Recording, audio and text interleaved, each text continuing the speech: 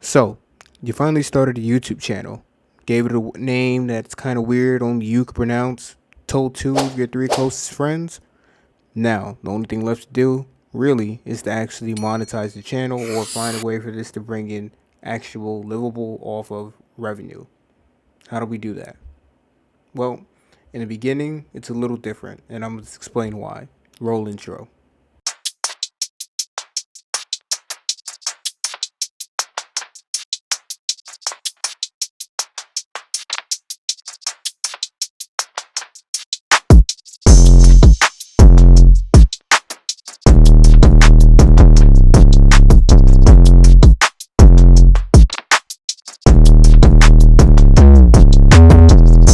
Okay, real quick, I just want to say thank you to all my coworkers who decided to participate in this little video of mine.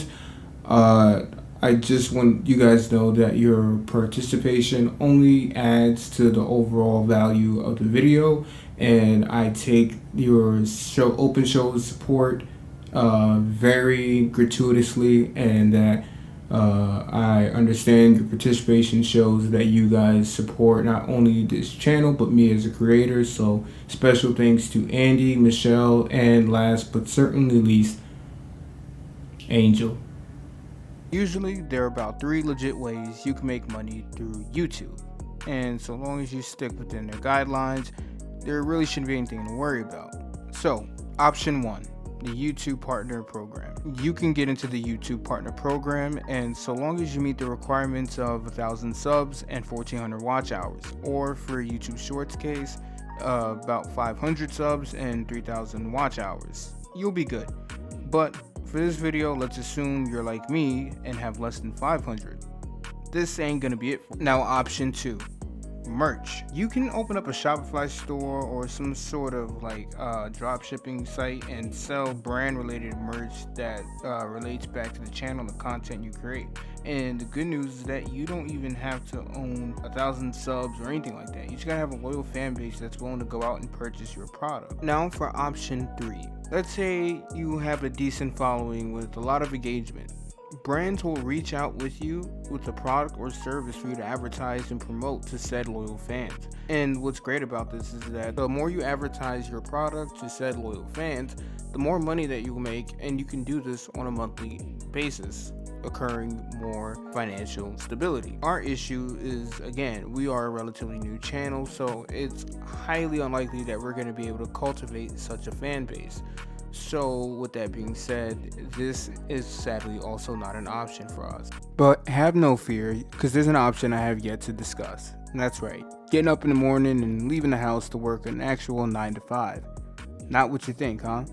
Every morning I like to start by having breakfast with my family, or possibly just, going right outside my job. I can go get a sausage, egg, and cheese from McDonald's with a small caramel frappe with extra caramel. But it's just one of the things I like to do as part of my morning ritual, which is I like to check my emails, possibly look at over a couple of designs, edit a couple of videos right before it's time for me to jump into work. And once I step through those doors and clock in, my slow descent to insanity begins. Now, as the kitchen supervisor, I can be doing anything and everything at any given time. I could be portioning desserts, prepping for future meals, and even cooking dinner from time to time. I even employ my technological aptitude and troubleshoot some of our appliances when necessary. But as someone operating in a leadership position, I just try my best to make sure that the kitchen overall is operating at peak efficiency. And that means I have to deal with all sorts of individuals and personalities. This is Andy, everybody, and he's going to answer a couple of our questions. Number 1, how do you like working here at the job?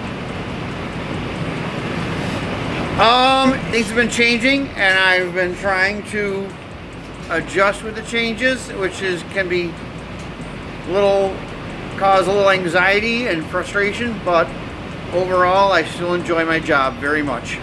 What is the thing that you would take away from your job if you had the power to? I don't know how to word this without sounding like I'm throwing somebody under the bus. Residents to be out of bed so that they can participate in activities more.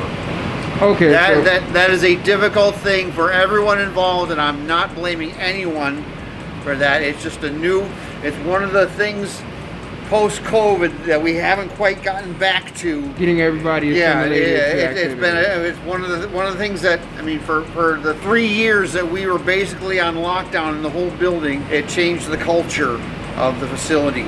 Yep, it definitely did. And the residents do not seem to want to get up and get motivated as much as they did pre-COVID. And I would like to go back to what the culture was pre-COVID. What is probably the easiest thing about your job? Just being there for residents when they're experiencing anxiety or when they're having a moment of difficulty, sundowning. You know, I may not always be able to say or do what is needed to really talk them down to a better place, but I can just be there. And sometimes just being there is what you have to do. What would help improve our facility? Like getting new beds, or like what new thing would help improve the quality of life? That's a better thing. Yeah, I think I would like to see, this is hard for the kids to, but I would like to see more foods, less packaged prepared food. Okay, so some stuff that actually takes a little bit effort into making. Yeah, and when you have prepared packaged foods that you just, stick into a warmer and warm up. Yeah. You can't control the salt content. Or some of us who still season it on even after it's already been pre-seasoned. And that's entirely up to the resident to add seasonings. But I know it's more healthy to have food that's not prepared and packaged. It's something that I think the residents are more used to, more freshly prepared food. Yes, and it is health more. Oh, you know what? And residents will tell you this: fruit and fresh vegetables. So fresh fruit, fresh vegetables. Yeah. Now, all that babbling I just did in response to that question comes down to that: fresh fruit, fresh vegetables. Perfect. All right. Who do you think is the smartest person that works here? That's not you. Nobody. Are you recording? In the kitchen? In the kitchen, yeah. Who do you think is the smartest person? Nobody. Is taking you that? What'd you say? Yes, it is me. I got the most brain cells in here. Explain to us.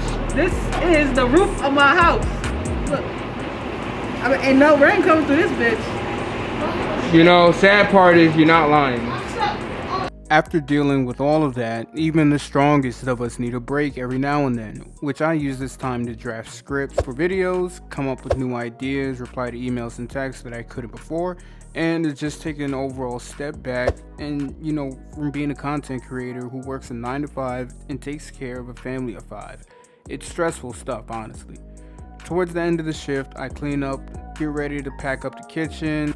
Now, what's the health inspector number? Because shit, get y'all shut down. Just wipe this.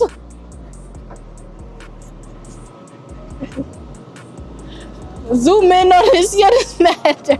As my beautiful fiance comes to pick me up from work and head home, where I go home and go to my office and do an immediate debrief of my day and maybe tinker in the lab for a bit, just before dinner. I say that basically to tell you that if I can do it, what's your excuse? I believe that you guys can get out there and do it just like I am right now out there getting it. This thing is not really monetizable. You're not going to make a whole lot of money from YouTube when you first start your channel. That much is a fact. But again, don't be afraid to go out there and get your 9 to 5 job. Work your part-time job. Do what you can to fund your income, because the truth of the matter is, especially the times that we're in, there's no way for you to guarantee that you will have a steady paycheck and that this will actually work for you. Those who genuinely put their all into it, you will make money from this. Again, and that's if you're making content that not only you're proud of, but people want to see. YouTube pushes videos out that people who find your topic